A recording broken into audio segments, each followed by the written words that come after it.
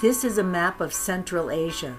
The large bright green area represents Kazakhstan. The large pink area represents China. Kyrgyzstan is the small orange wedge between the green and the pink. It is bordered on the north by Kazakhstan, on the east by China, on the south by Tajikistan, and on the west by Uzbekistan. About 95% of its territory is mountainous.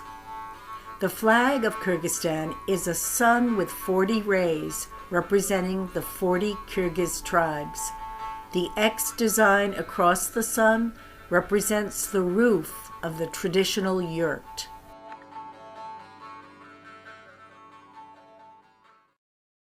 Welcome to Looking into Cultures. Today we have my friends and former colleagues from the American University of Afghanistan as our guests by Zoom from Bishkek, Kyrgyzstan, James Hart and Kunduz Maksutova. So let's launch right into this. First, let me ask James. I want to know a little bit about your background, James. Like, how have your interests and sympathies drawn you to live and work abroad and to appreciate and assimilate into foreign cultures? Well, I mean, my family is really big. I have 7 sisters, 1 older brother and 1 younger brother. And I guess that brought me into the idea of there's a lot of variation even within a family. And that was something that for my whole life, I've always been interested, not in similarities, but in differences. Mm-hmm. And I've always been adventurous. I tell this to my students. I'm an instructor at a local university, and I tell this to my students. When I was a little kid, I found a book at a used bookstore by Henry Frankfurt called The Intellectual Adventure of Ancient Man.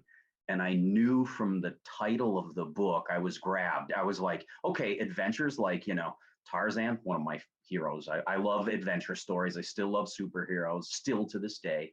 And, I always thought of adventures as being, well, that's more or less a physical thing. And then I thought, wow, an intellectual adventure. I don't know what this is, but I want some of it.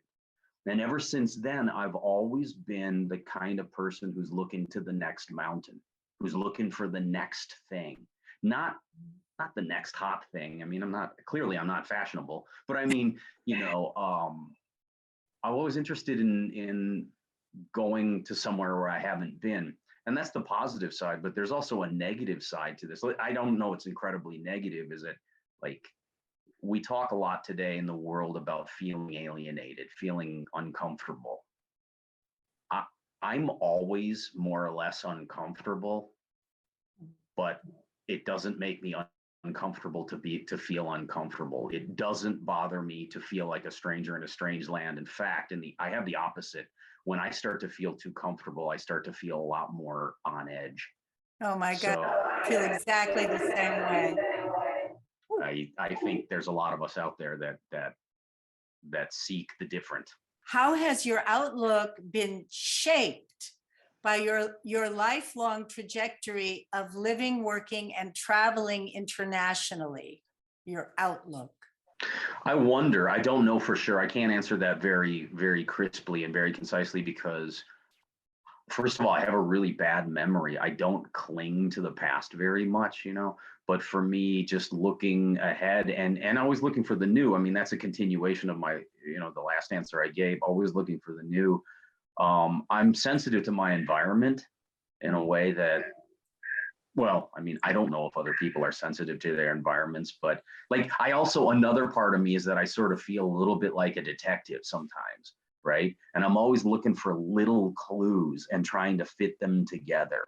I used to, now I'm getting older, I'm wearing these things now. And I notice, I got this is not the color it's supposed to be, and there's supposed to be more here. But I mean, I always used to have, super sharp senses. I always used to be like, I used to could read street signs from blocks away, from a long way away. But I mean, the thing is, I'm sensitive to my environment, and I guess I always have been, but I'm not really sure about that. So you don't think anything has substantially changed in your outlook from the time you were, say, graduated from college in the United States till now because of your foreign experiences?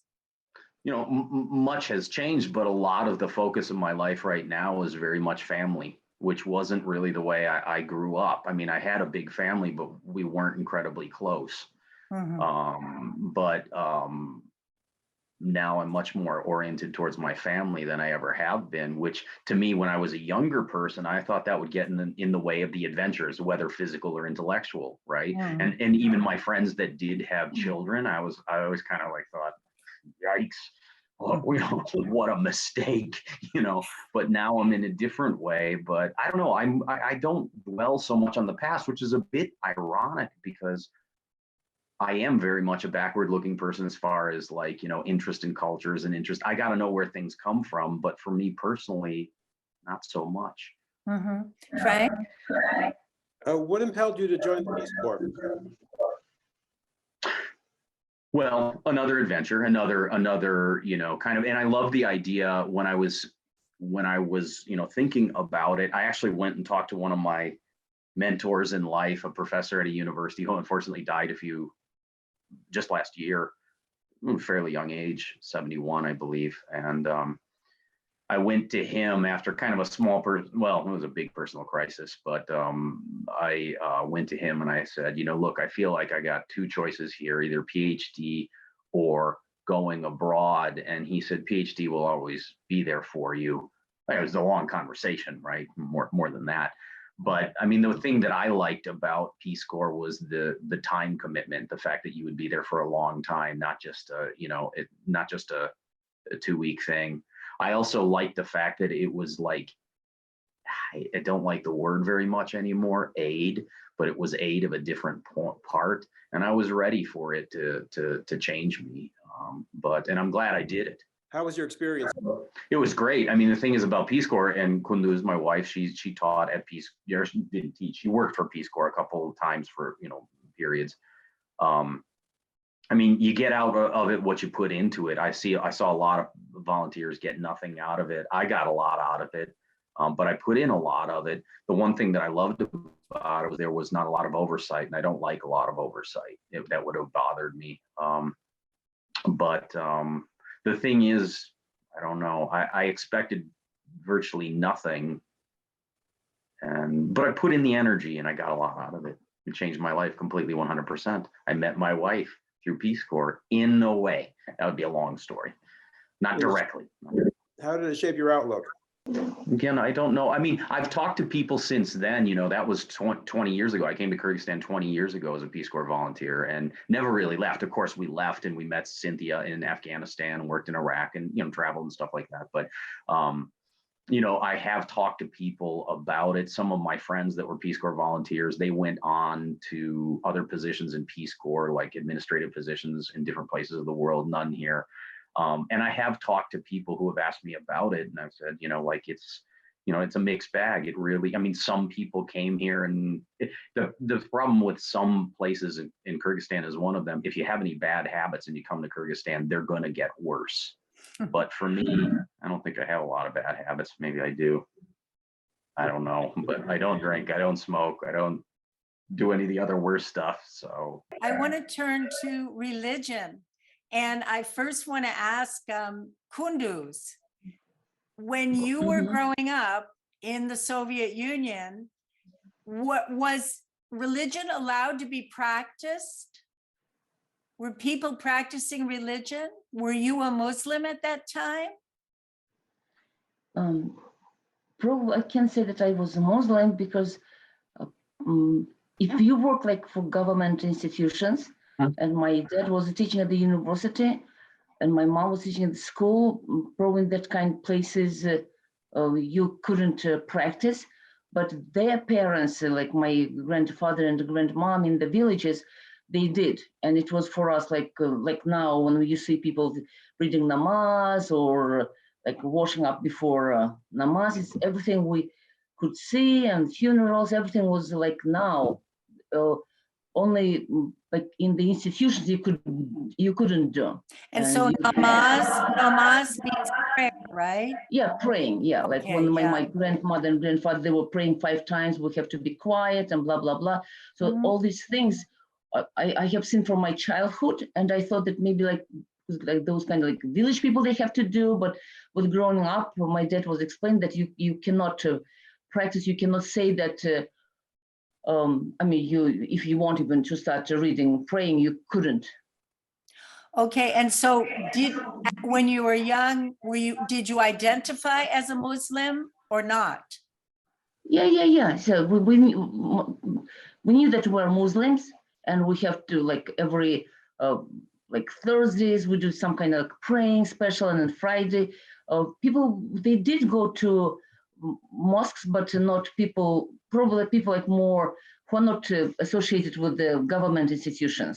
Okay, and what about after all of the Soviet Union, after Kyrgyz independence, has that changed a lot? Oh yeah. So it's a lot of changes because like No, I mean all just those on the mosques. religious aspect, religion. Yeah, people can like definitely you can just see all over the country so many mosques are opening. It has pluses and minuses now, so many other divisions in the religion, but people became more yeah, they can freely pray every Friday. My God, you cannot even go to local bazaars here because like all the roads will be blocked with the tons of traffic. And what about the scarf, the hijab? During the Soviet period, could Muslim women wear the hijab? No, they did. I think because like when we lived before in Bishkek when my father was studying in grad school. So when we came to Osh and I was 6, I was shocked how the women were like covering totally their faces, and I couldn't. I was kind of more scared probably. And my dad explained to me that these are the way how they dress, the women, Uzbek women, which I couldn't see in Bishkek. Definitely, maybe there are some Uyghurs who are wearing. I really don't know, but more like in town, I didn't see. But that was a lot in like wearing chapan, all these traditional clothes were in Osh, and still like In the Osh kind of South. very traditional. Yeah, In the South, right? Mhm. Yeah. And James, I want to ask you about your religious upbringing. And as I understand it, you did convert to Islam, correct? And so I want you to tell us a little bit about your religious background, your conversion, and any new perspectives brought to you by Islam. Well, I was raised in a very Catholic house. The big family is a pretty clear sign. My white skin, I actually, although I kind of lean towards the Scottish ancestry of mine, we have an Irish contingent, and that might explain the large family and the Catholicism. My mother and father were both Catholic, and we had to go to church every Sunday growing up and on holidays, had to. And they put us all 10 kids in a private school, paid school, right? The religious school. We had religion classes every single semester, and I developed an interest in religion that I maintain to this day. But it I don't know. I want to say it didn't make a Catholic out of me, but a thing that Cynthia, because I told you about, my father died when I was 7 from cancer, and I was, that was not something the family planned for. But that really destroyed any belief I may have had in Catholicism. But I always hated going to church. But the thing is, with a big family and 10 kids, right, we're all close to each other. Basically, every year there's a new kid. So like I explained in my religion classes that I teach at the university, a lot of the time that I remember being in church as a little kid was me and my little brother trying to look around in the congregation and, with a little task like find the guy with the biggest nose. I mean, it wasn't, trying to embrace the sanctity of, Jesus Christ our Lord or Savior. I mean, that was there. My brother and I were also altar boys, which was a big bit of a surprise. But my mother, a good woman, but she didn't know really how to deal with the loss of her husband at a young age. I grew up, I'd always been interested in religion, but more along the level of an intellectual adventure, to use a theme. I guess that's now a theme. So when, how, and why did you convert to Islam? I've been reading about it quite a bit. My undergraduate degree in Montana, I was doing a degree in classical languages, but we had an instructor at the university who was an Iranian, and I'd always been interested in Persian poetry and stuff like that, and Zoroastrianism, in fact. And I started to study Persian with him, and then I went to a master's degree in Near Eastern languages and cultures where I focused on Persian and Arabic, made a good friend who was a North African Tunisian Arab, a really good guy. We used to go to the gym together, ride bikes together. He is a great musician. I play guitar. He plays the oud very well. He even gave me an oud once. And he invited me one year. See, he was in the same program as me. We were fellow students in the Persian class, but he was my teacher in Arabic, although he was, roughly my same age. I don't remember. But then one year he was like, hey, it's Ramadan. He wasn't, he always described himself as a cultural Muslim. He didn't drink and he didn't smoke, but he always explained to me that was my choice. That's more due to my football interest than it is into, a specific religious element. But, he invited me to start fasting for Ramadan, and I did. And I don't want to say that I enjoyed it because that's not really the point, but I liked it. And I've been fasting ever since then. And insights gained from it, I would say there's a lot of element of discipline, which is something that I kind of am prone and attracted to anyway. Yes. But the unity of God is really, that's a powerful concept. And it's kind of, but I have a lot of religious ideas swirling around in my head, and I talk about them a lot because I do have the advantage of being able to teach a religious studies class at the university that I teach at, and it's hit or miss because there's not a wild, as Kunduz was explaining, I would say Islam is growing here in Kyrgyzstan, but I wouldn't describe it as, the resurgence of Islam. People are still negotiating with it and not having particular conflicts so much. I mean, there is the issue of the hijab and the headdress, and there was a discussion, but not agreed yet. Okay. Discussion about what? People from the government, the deputies. The woman was kind of proposing that they have to ban to wear those hijabs in public places. Recently, last year. I mean, it was a discussion. It was on the table and stuff like that. Here in Bishkek, you see it, but it's fairly rare. Right. Okay, Frank, go to the next question. Yes, how do you define the term expat?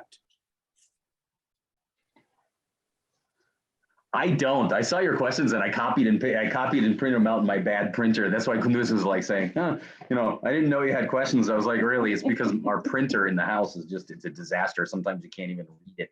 But I looked at that word and I was like, how do you, honestly, it's not a word I even think about very much. I don't really use it, I mean, some years ago, I did have non-local friends, which I guess we would say is expats, but they were my friends as friends rather than they were expats. These days, they're all gone. They're all off on their other places, right? I don't know. I don't use it very much nowadays. I don't have a passport here, and I always say that I want one, and I always say that I'm going to do one, and I know how to drive, and I do drive, and I don't have a driver's license here, and I always say I'm going to do it, but when it comes to paperwork, I will not do things because there's paperwork involved. I know that's bad. It's really bad. So you do not consider yourself? Nah, not really. I mean, most of them, it's like the people that I spend time with are my family and friends, and my friends are all local. Yeah. And that's why I use the word that Yeah. you're assimilated. Okay. I would It's say. also a word I don't know if I would use that I'm word sorry, either. But integrated. okay.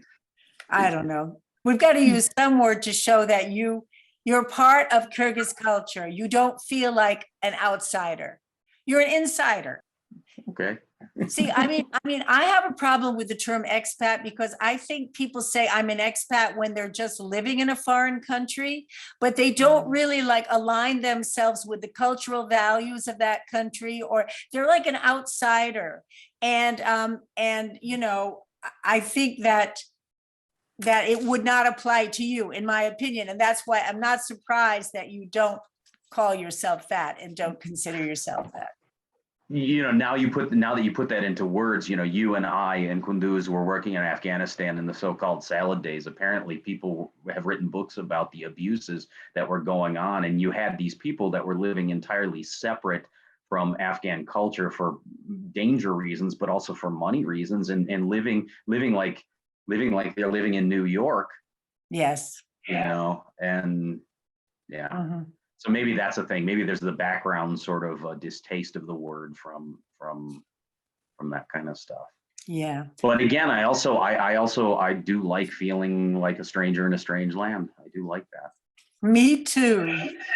Okay, I want to ask you about your PhD, and I'm not sure what you're doing it in. I mean, I know what you're doing it in, but I don't know what technically it would be called when you know, what the PhD in, is it in religion? Ancient religions, I guess that's the title.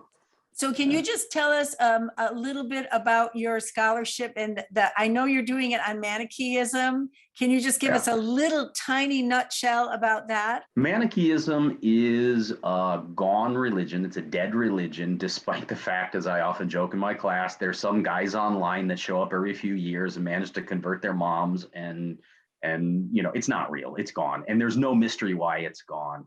It was based on the name of their prophet called Mani, Manichaeism, Mani, who was born in Babylon in about the year 216, 217 Common Era. And he made a very, very strong distinction between good and bad, light and dark, wisdom. Everything is polarized. It's a strong, strong, strong dualism, a super strong dualism. Zoroastrianism is also a strong dualism. But another interesting thing about Manichaeism is that Mani had said that all of the religions feed into his, and his is the culmination. Well, the kind of theoretical or ideological, if you want to call it ideological background, won't blow your mind. It's sort of, okay, I get it. But the interesting thing to me was that, you know, the Saint Augustine of, you know, Western Latin religious culture, Christian culture, he was a Manichae for 9 years. So we're talking North Africa. Manichaeism was present in North Africa, and it went all the way to China. But this religion, it was very hard to practice, so it was never thick on the ground. Now, my specific research is on, there was a Turkic people called the Uyghur, there still are, but their Khans in about the year, well, this is a bit argued right now, but for purposes of the day, let's just say their Khan seem to have been converted. There's documents that say this, that he converted to Manichaeism in the year 762 or 763 Common Era, which I was. For our television audience, can you define the word Khan? Does it mean king? Parallel, yeah. It means, yeah, the strongest political leader of the Turkic nomadic peoples. Okay. Yeah. Okay. Well, I want to turn now to talking about Kyrgyz culture and how it was affected by the Soviet Union. As I understand it, there was some kind of an agreement between Russia, pre-Soviet, between the Russians and the Kyrgyz. There was some kind of a pact or something because a neighbor was threatening the Kyrgyz. Now, I don't know if that's correct or not. And I just want to know, not only the Russians, how they might have changed Kyrgyz culture, but especially the Soviets. What changes did they impose?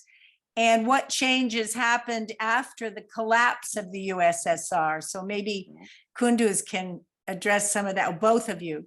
Okay, I'll start, and then you can drop in. I mean, you know, let's use the word correctly. The Russian presence in Kyrgyzstan is before the Soviet Union. You know, the Tsarist Empire was in the region as early as 1820s, right? Yeah, 1820s. And there was, at that time, there were these khanates from the word khan, like kingships or kingdoms, like Bukhara and Kokand. And there was a woman named Kermanjan Datka who was associated more with the south of Kyrgyzstan, and she was a political leader. She couldn't be a khan, she was a Datka.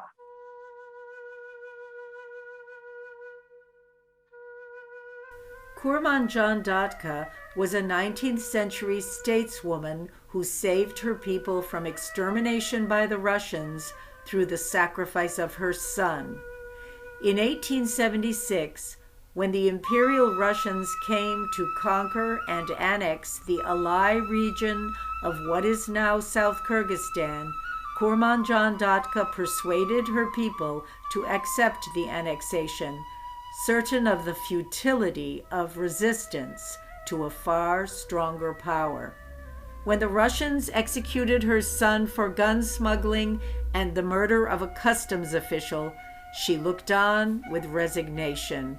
Through her personal sacrifice, the Kyrgyz tribes submitted to the Russians, thus ensuring their continuance. In 2014, an epic historical film by director Sadik Sherniyaz was released on Kyrgyz Independence Day, chronicling the story of this wise woman leader. She is considered the mother of the nation. But she was a political leader at the time when Russian influence was growing and growing and growing. And one of her sons stole something. No, they're like when Russians were forcing to obey the rules of the Russian empire. So she, to save the quantity of Kyrgyz people, because there are not so many like in Alai, like more in the south. So he kind of made or signed some agreement with them, so they will not join the Russian army, but they don't mind if they will just come and do their politics. But her son was against one of them, and so at the end, so they caught him and just said they hanged him publicly, and she allowed that to do, just to sacrifice, because the Russian army said that, they will just punish the whole region, and they will hang or kill them. And so killing the son made them spare the rest of the population. Like if the son died, everybody else was safe. Yeah, that was. But that and when they were shooting this movie Kurmanjan Datka, they I don't know how, but definitely I heard, because everything may be under control of Russian Federation still now. They didn't allow so many parts be there. So the movie was done on they put on the big screen on the Independence Day, 31st August. I don't remember which year. It was really very big, big financial movie. And it was a big event, maybe first kind of historical film about Kyrgyz history. But then it's just kind of okay, kind of slightly they show something, but then the critics were writing that so a lot of things were not allowed to.